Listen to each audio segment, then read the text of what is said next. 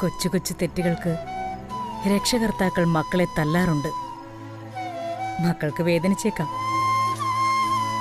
പക്ഷേ മാതാപിതാക്കളുടെ മനസ്സിൽ മക്കളെ വേദനിപ്പിക്കേണ്ടി വന്നതിലുള്ള ആ ഹൃദയവേദനയുണ്ടല്ലോ, അതിന്റെ ആഴം എത്രയാണെന്ന് പറഞ്ഞറിയിക്കാൻ കഴിയില്ല. ശരി,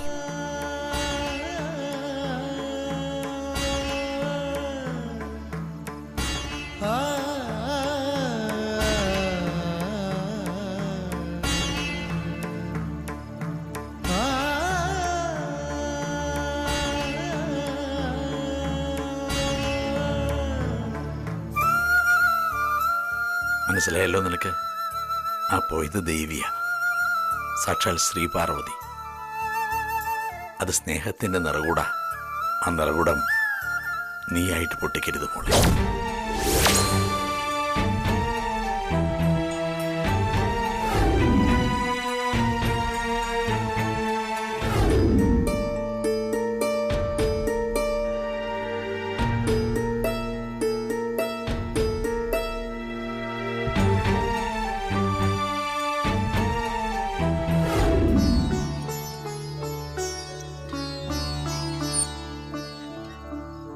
കല്യാണത്തിനുള്ള ഒരുക്കങ്ങളെല്ലാം ആനന്ദും അരവിന്ദ് സുബ്രുവും ചെയ്തു കഴിഞ്ഞു.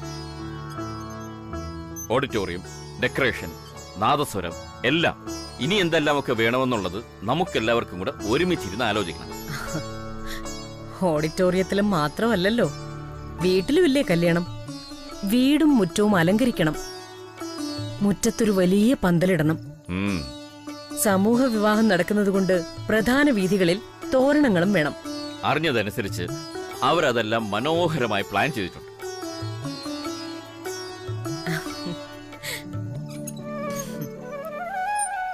അവരതൊക്കെ ഗംഭീരമാക്കും കൃഷ്ണേട്ടാ, എനിക്കതിലൊരു സംശയവുമില്ല.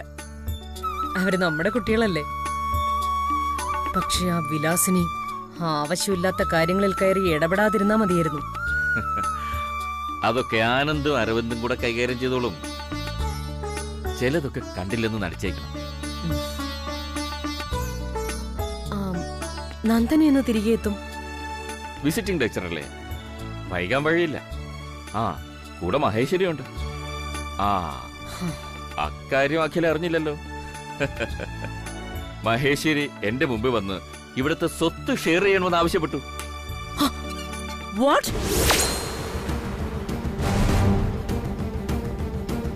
ഓഹോ, അവിടം വരെ എത്തിയോ കാര്യങ്ങൾ? അരവിന്ദ് അതറിഞ്ഞോ?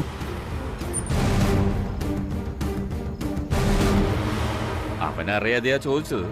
പിന്നീട് അതറിഞ്ഞപ്പോ അവൻ പൊട്ടിത്തെറിച്ചു. അതിലും വലിയ വിശേഷം മറ്റൊന്നാ. മഹേശ്വരിക്ക് പിന്നാലെ വന്ന് വിലാസിനെയും അവരുടെ ഷെയർ ആവശ്യപ്പെട്ടു. ആദ്യം 2 ആയിട്ട് വീതിച്ചിട്ട് അതിൽ നിന്ന് മതി ആനന്ദിനും അരവിന്ദിനുമുള്ള വീതം കൊടുക്കേണ്ടതെന്നും പറഞ്ഞു. ഓഹോ, അപ്പൊ ഞാൻ പോയതിനു ശേഷം എന്തൊക്കെയാ കൃഷ്ണേട്ട ഇവിടെ നടന്നത്? ഈ വീടൊരു യുദ്ധഭൂമിയായി എന്ന് ചുരുക്കം. കൃഷ്ണേട്ടൻ ഇതൊക്കെ എങ്ങനെ കൈകാര്യം ചെയ്തു? കിഴക്കൻ കാറ്റിങ്ങനെ വീശും, നമ്മൾ അങ്ങനെ ഇരിക്കും. കാറ്റ് വീശി ആ വഴിക്ക് എങ്ങ് പൊയ്ക്കോളും.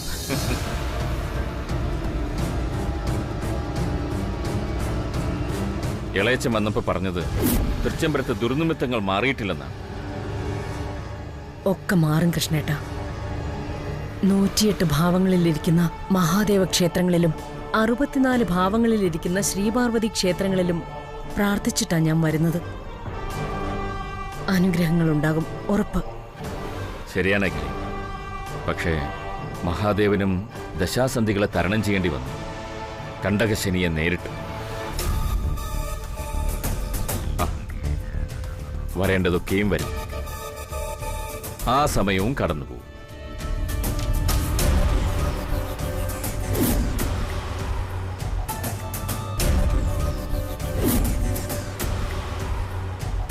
കൃഷ്ണേട്ടൻ കിടന്നു, ഞാൻ വന്നേക്കാം. ശരി.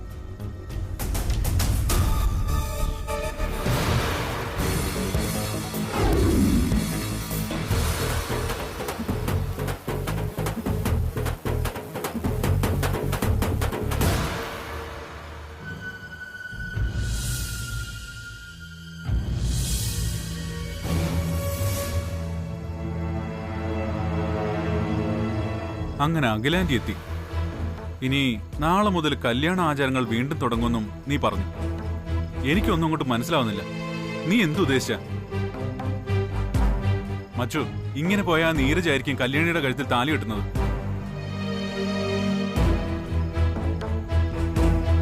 എന്റെ സഹോദര, എന്തെങ്കിലും ഒന്ന് മൊഴിയേ. എന്റെയും കല്യാണിയുടെയും കല്യാണം നടക്കും. നടന്നേ പറ്റൂ.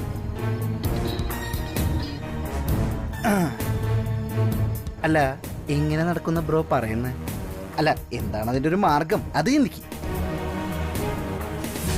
അരവിന്ദ് ഒഴികെ ഈ തൃച്ചംബരത്ത് ഇക്കാര്യത്തിൽ ഒരാളെങ്കിലും നിനക്ക് സപ്പോർട്ടുണ്ടോ? എന്തിന്? കല്യാണിയുടെ അച്ഛൻ ദാസേട്ടൻ വരെ നിനക്കെതിരാ. പിന്നെ എങ്ങനെ നടക്കുന്ന നീ പറയുന്നേ? വെറുതെ പൊട്ടത്തിനും വിളിച്ചു പറയരുത്. എന്തൊക്കെയായാലും കാര്യങ്ങൾ എനിക്ക് അനുകൂലമായി തന്നെ വരുമെന്ന എന്റെ വിശ്വാസം. അതെന്റെ വിശ്വാസം മാത്രമോ? ഏതായാലും കല്യാണി ഇല്ലാതെ എനിക്കൊരു ജീവിതമില്ല. ഇതൊരുമാതിരി എന്നെ കൊണ്ടൊന്ന് പറയിപ്പിക്കരുത്. വിശ്വാസം പോലും. ഞാനൊരു മാർഗം പറയാം. ജാതകം തിരുത്തിയാണ് ഗംഗ ഇതിനകത്ത് കയറിപ്പറ്റിയെന്നല്ലേ നിങ്ങൾ പറഞ്ഞത്? അതെ. ആ ഗംഗയില്ലേ, അവള് കളിച്ച അതേ കരുക്കള് തന്നെ തിരികെ ഇറക്കി കളിച്ചാലോ? അതെ, ജാതകം വെച്ചൊരു മറുമരുന്ന്. ഒരിക്കൽ കൂടി ആനന്ദിന്റെയും ഗംഗയുടെയും ജാതകങ്ങൾ പൊരുത്തു നോക്കിക്കുന്നു. ഇതായിരുന്നു ഐഡിയ. ഞാൻ വിചാരിച്ചെന്തോ വലിയ സംഭവമായിരിക്കുന്നു. എന്റെ സുബ്ബണ്ണ, ആ ജാതകം ഇനി എത്ര തവണ നോക്കിയാലും 10-ൽ 10 പൊരുത്തം തന്നെയായിരിക്കും. എന്റെ സുബ്ബണ്ണ, അത് കല്യാണിയുടെ ജാതകം തിരുത്തിയതല്ലേ? അവിടെയാണ് അനിയ ട്വിസ്റ്റ്. എന്ത് ട്വിസ്റ്റ്? പറയാം. നീ തോക്കിക്കറി വെടിവെക്കാൻ നിൽക്കരുത്. ശ്രദ്ധിച്ചു കേൾക്കണം.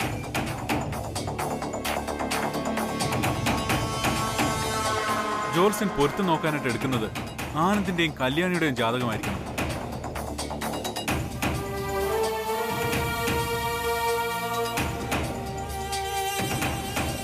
മനസ്സിലായില്ലേ?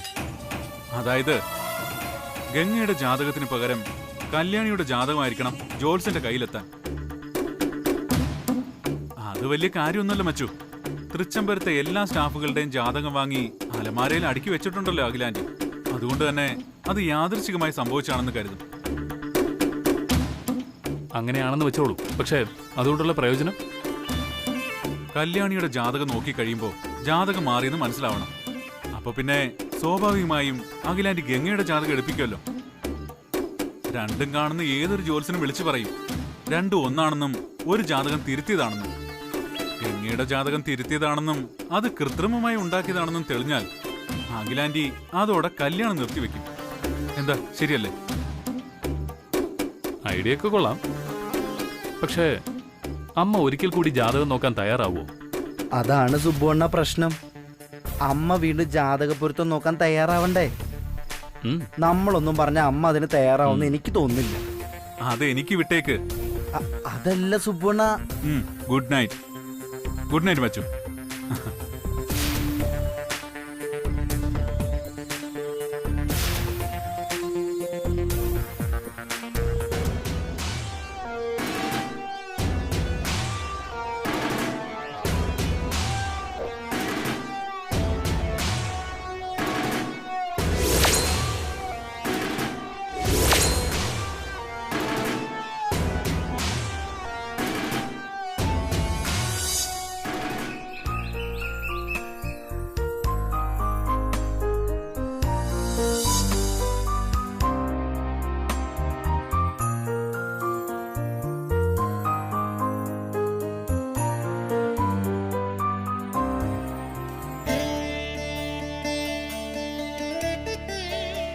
അഖിലേ, ജൂൽസ് ഏർപ്പാട് ചെയ്തിട്ടില്ല. അത് നീ ചെയ്തു കൊള്ളാന്ന് പറഞ്ഞുകൊണ്ടാ ഞാൻ അതിന് വലിയ ശ്രദ്ധ കൊടുക്കാത്തത്. ഇനി അധികം സമയമില്ല. കല്യാണം ഒന്നല്ല, 50 ജോഡികളുടെ സമൂഹ വിവാഹവും കൂടെയുണ്ട്. അത് മറക്കരുത്.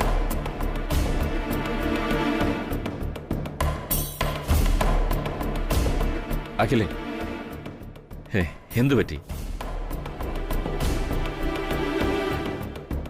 കൃഷ്ണേട്ടാ, ഒരുപാട് പുണ്യസ്ഥലങ്ങളിൽ പ്രാർത്ഥിച്ചിട്ടും പാപപരിഹാര കർമ്മങ്ങൾ ചെയ്തിട്ടും ഉള്ളിലെവിടെയോ ഒരു ഭാരം അതൊഴിയാതെ നിൽക്കുന്നത് പോലെ. അഖിലേ, നീ തീർത്ഥാടനത്തിന്റെ ഹാങ് ഓവറിലാണെന്ന് തോന്നുന്നു. നീ ഇളയച്ചനോട്ട് ചേർന്ന് വല്ല സന്യാസത്തിനും പോകാനുള്ള പ്ലാൻ ഉണ്ടോ?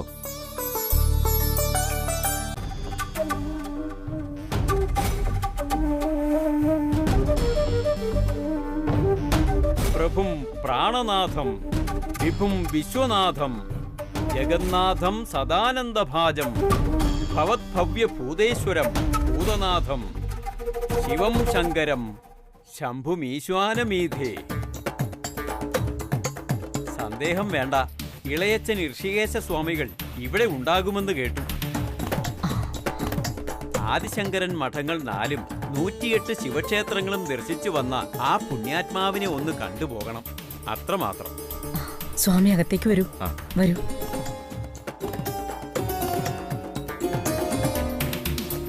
ഇരിക്കൂ സ്വാമി.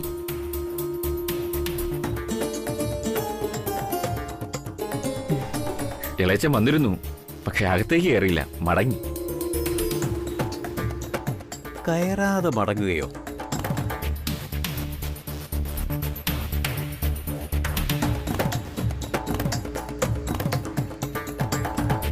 പുണ്യം തേടി അലഞ്ഞു വന്നിട്ടും പാപഭാരമുണ്ട് മനസ്സിൽ, അല്ലേ? ആശങ്കപ്പെടുന്നവന്റെ ആശ്വാസമാണ് വിശ്വാസം. ഭയപ്പെടണ്ട, ചവിട്ടി അരച്ചാലും ചന്ദനം മണക്കുന്ന ചിലരുണ്ട് ഈ തൃച്ചംബരത്ത്.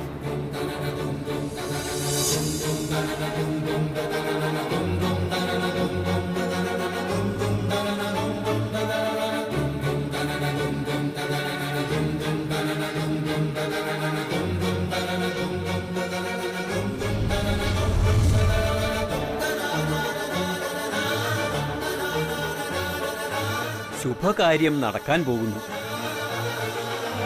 ഗ്രഹനാഥയുടെ മനസ്സിൽ പെയ്തൊഴിയാതെ നിൽക്കുന്ന പാപഘന കഷ്ണം ഒരിക്കൽ കൂടി ഉള്ളവരുടെയും വന്നു ചേരുന്നവരുടെയും രാശിയും ജാതകവും നോക്കുന്നത് നന്ന്.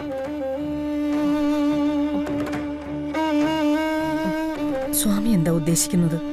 വധൂവരന്മാരുടെ ജാതക ചേർച്ച ഒന്നുകൂടി ഉറപ്പുവരുത്തുന്നത് നന്നെന്ന്. മാത്രമല്ല, പരിഹാര കർമ്മങ്ങളിൽ തൃച്ചംബരത്ത് ശ്രീചക്രം സ്ഥാപിക്കൽ അനിവാര്യം. ഋഷികേശ സ്വാമികൾ സൂചിപ്പിച്ചിരുന്നില്ലേ? ഇളയച്ചൻ പറഞ്ഞിരുന്നു സ്വാമി. എന്നാൽ ഇനി വൈകിക്കണ്ട. നിഴൽ ദോഷക്കെടുതികൾ അകലാൻ അതേ ഉള്ളൂ ഒരേ ഒരു വഴി.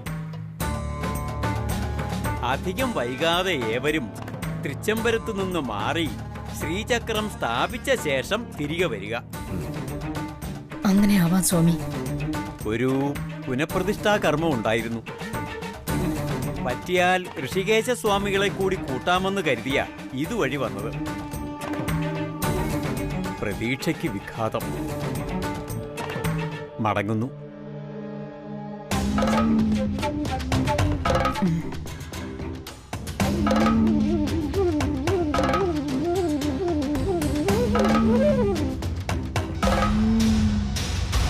കൃഷ്ണേട്ടാ, ഇനി വൈകണ്ട.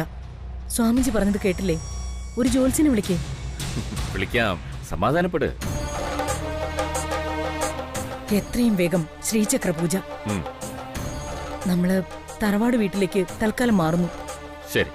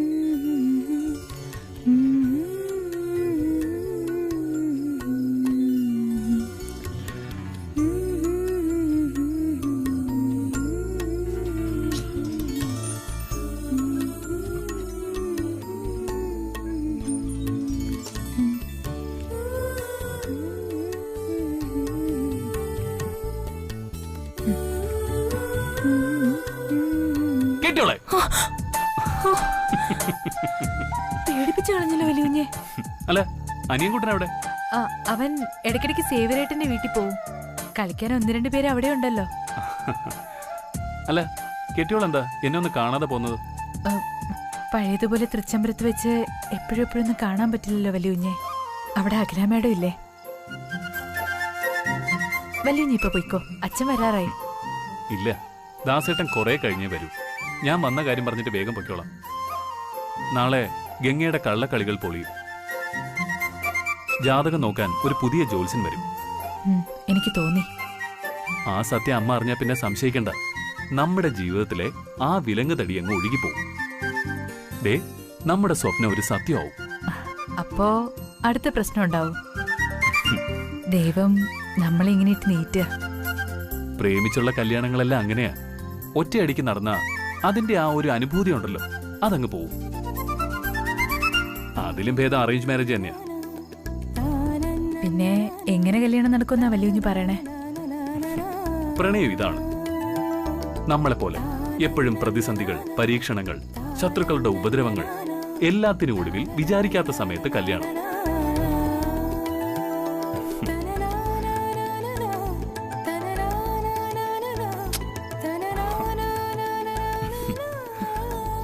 അങ്ങനെ കല്യാണം നടന്നാ പിന്നെ മരണം വരെ അവരുടെ ജീവിതത്തിന് ഒരു വല്ലാത്ത മധുരമായിരിക്കും. ജീവിതം ഒരു കരിമ്പിൻ തോട്ടമാണ്. കരിമ്പിന് മധുരം ഉണ്ടെങ്കിലും കരിമ്പിൻ തോട്ടത്തിൽ കയറിയാ മേലാകെ മുറിയും. എന്നാ ഞാൻ പോട്ടെ. ആ, പൊയ്ക്കോട്ടെ എന്റെ കെട്ടിയോളെ.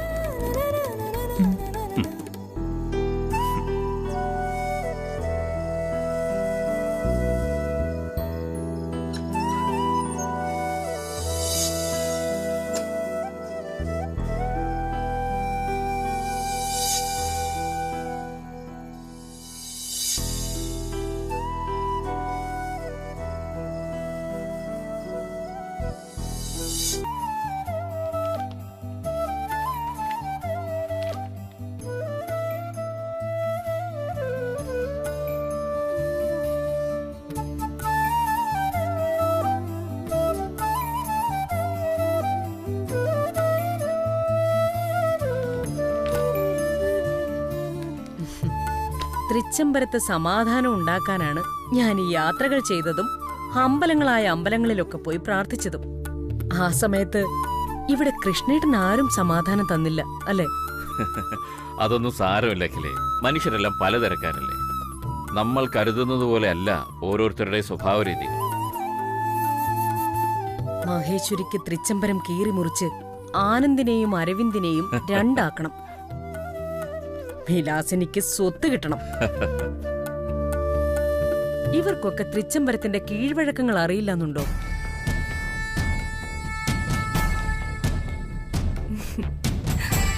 ആന്റി, എന്താ ഗംഗേ, നീ എവിടേക്കാ? 1-2 സ്ഥലങ്ങളിൽ കൂടി കല്യാണം വിളിക്കാനുണ്ട്. അടുത്ത ബന്ധുക്കളാ. ഞാനും കൂടി ചെല്ലണമെന്ന് അച്ഛൻ വിളിച്ചു പറഞ്ഞു. നിങ്ങളുടെ രണ്ടുപേരുടെയും ജാതകം ഒന്നുകൂടി നോക്കാൻ ഒരു ജ്യോത്സ്യം വരുന്നുണ്ട്.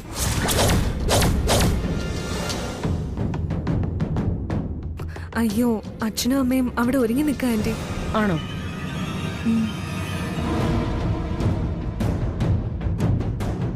എന്നാ പിന്നെ ആ ചടങ്ങ് മാറ്റണ്ട. ഗംഗ പോയിട്ട് വരട്ടെ, അല്ലേ കൃഷ്ണേട്ടാ? ആ, ജാതകം നോക്കുന്നതിനിപ്പോ ഗംഗ വേണമെന്ന് നിർബന്ധമില്ലല്ലോ. ശരി, മോള് പോയിട്ട് വാ. ശരി ആന്റി.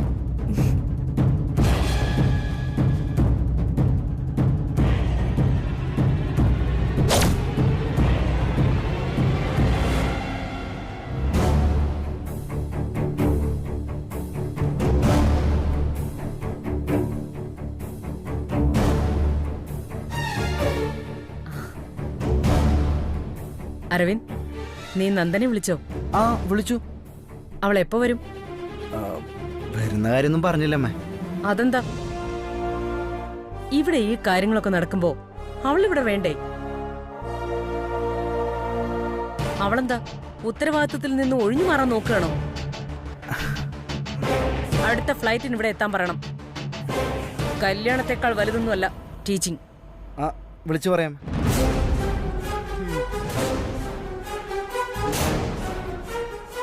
തൃച്ചംബരത്തെ ശിവരാമകൃഷ്ണൻ സാറിനും അഖിലാണ്ടേശ്വരി മാഡത്തിനും എന്റെ വിനീതമായ നമസ്കാരം.